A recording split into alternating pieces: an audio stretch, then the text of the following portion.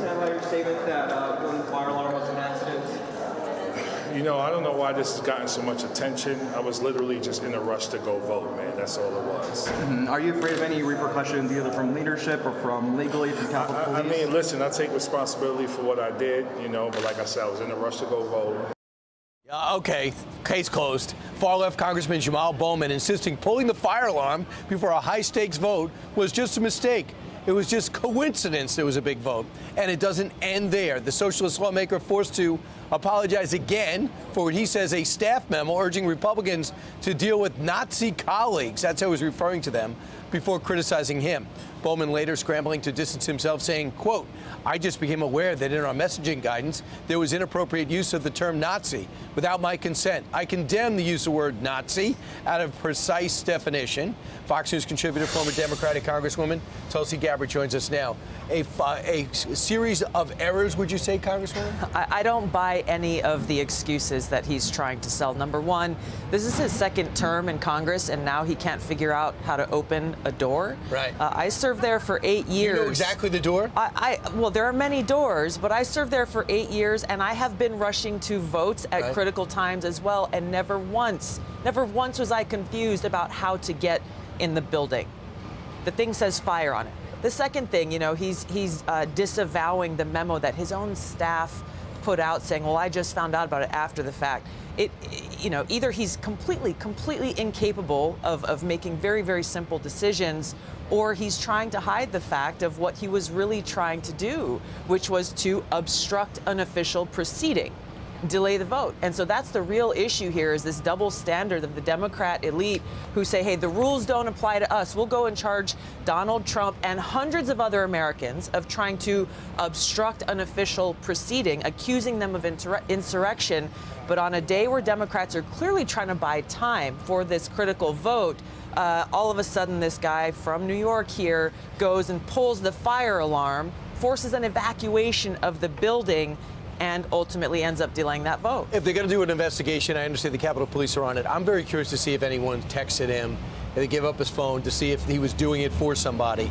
But let's move on. Today we're going to understand that Matt Gaetz is going to make it official. He's going to look to oust Kevin McCarthy as Speaker.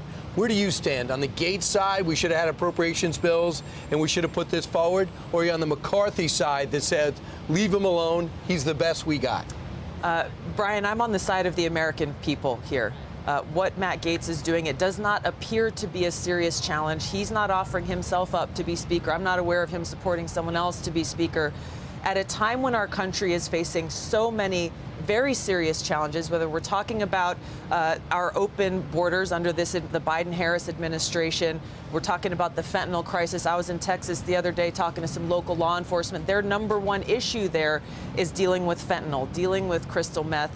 We have an economic crisis that we're facing, out of control spending. We have a justice system that is being abused for political reasons. There are very serious issues here that are directly affecting the American people. The clock is ticking in Congress. They need to figure out how to deal with those issues rather than this back and forth. And there's not another person there that's going to get unanimous consent. Think about it. John Boehner left very frustrated and they want him out. Paul Ryan, he was the problem. Now Kevin McCarthy's the problem. Maybe it's Republicans who have to understand how much they only have 5-seat majority and they don't have the Senate. And they don't have the White House. No, they don't. And that's where, yes, it's important to stand up and fight for the things that you believe in. Stand up for your principles. Stand up for bringing this out of control spending back under control. There are very important issues being raised here. More than ever. More than ever.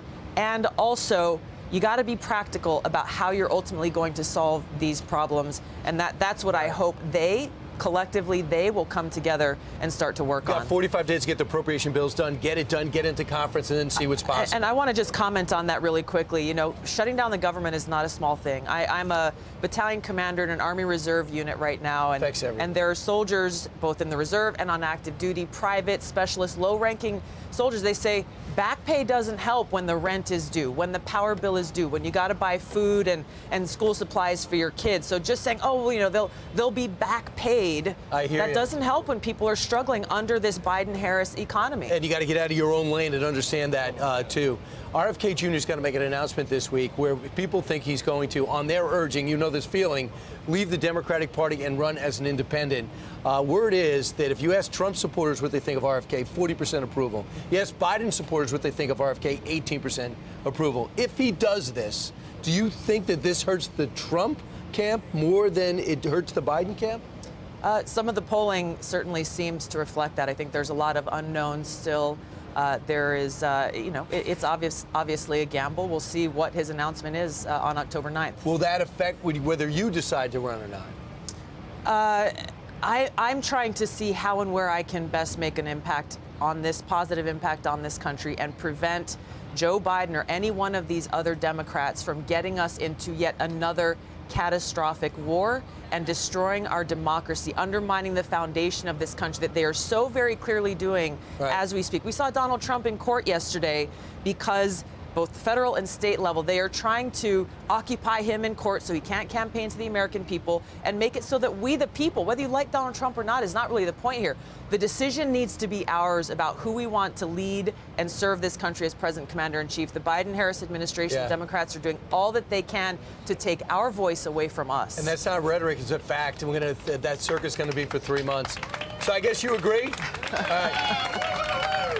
All right, so listen, Tulsi will make an announcement of running with RFK Jr. a little bit later today. Is that correct? That's not correct. That's not correct, okay. All right, but it's going to be, Tulsi, it was great to hear your voice. Thank you. And if Trump wins, I know he's going to go 1-800-Tulsi Gabbard. I'm telling you.